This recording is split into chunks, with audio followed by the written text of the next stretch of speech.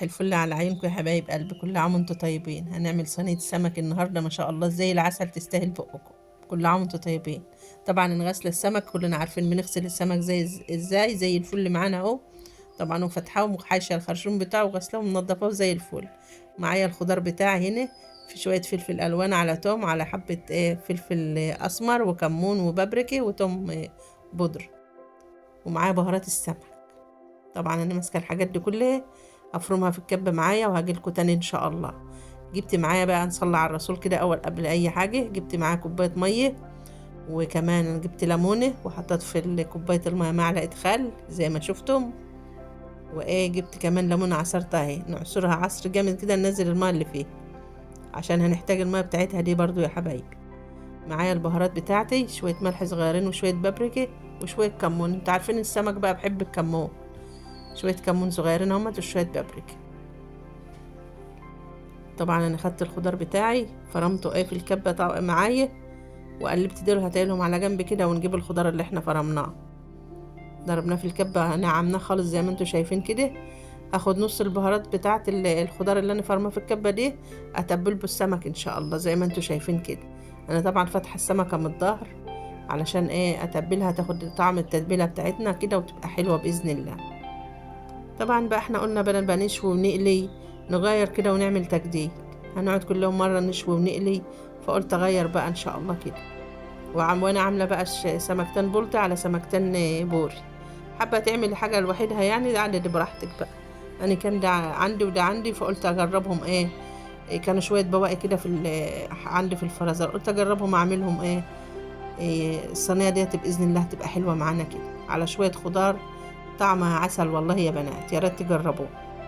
طبعا انا تبلت السمك واسيب نص التتبيله دي باذن الله هنحتاج ليه. كانت بصراحه كانت صينيه سمك زي العسل. زهقت من القلي والشوي بقى، الجدع نعمل زي ما وريتك كده اهو. بس اهم حاجه ما تنسينيش من دعوه حلو. طبعا انا خدت بعد ما تبلت السمك بتاعي، احطه في حاجه غويطه شويه كده عشان خاطر اعرف احط عليه الميه اللي انا عاملاها دي، اللي هي بالخل والليمون وشويه البابريكا وشويه كمون. اخد المية زي ما انت شايفة، اتبلهم حبة كده واسيبهم قيمة ساعة في التتبيلة ديت عشان تشرب من التتبيلة وتبقى حلوة بإذن الله. اللحمة بتاعت السمك تبقى طعمها جميل. شايفين يا بنات، ربنا يصلح حالكم يا رب، وكل عام وانتم طيبين. انا هعمل فرشة بقى تحت السمك كده عشان خاطر نغمس بها. طبعا هنعمل شوية خضار مع بعض كده بإذن الله، طعمهم بيبقوا زي العسل، واخدين من السمك وطعمهم حلو. بصل وطماطم وفلفل اخضر وبطاطساية كمان مقطعينها عشان تاخد من طعم السمكة ونغمس بها تبقى جميلة بإذن الله. ناخد معلقة من الخضرة اللي احنا كنا فرمينها في الأول دي، ناخد نص التتبيلة بتاعتنا دي، نقلبها طبعا على شوية الخضار، وجزراية كمان عشان تبقى طعمها حلو. شوية خضار كانوا زي العسل برضه ما شاء الله عليهم. امسكوا مدعاكم في بعضهم قوي كده.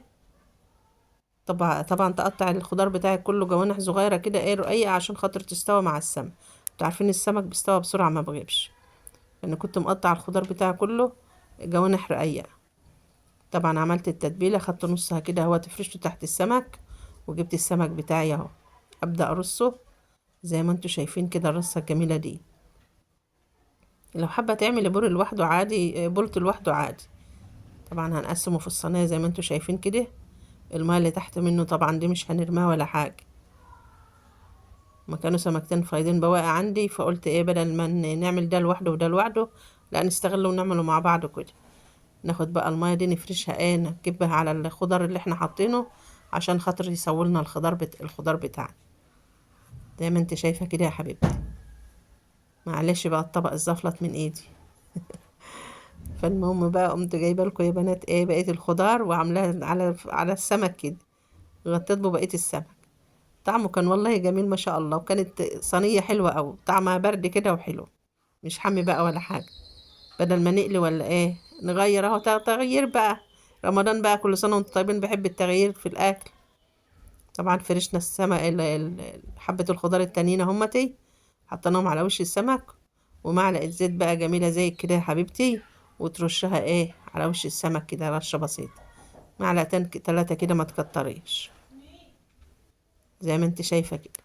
نغطي عليه بقى بالغطا بتاع الصينية، وندخله ايه في الفرن على نار سخنة كده في الرف اللي قبل الأخران. نولع بقى على لقمة الرز بتاعتنا إن شاء الله. أنا هعمل رز بالبصل. طبعا أنا جبت البصل بتاعي كده حمرته زي ما انت شايفة. خلي بالك ما تحرقش ولا حاجة، يبقى لونه بني كده عشان يديك اللون الجميل بتاع الرز.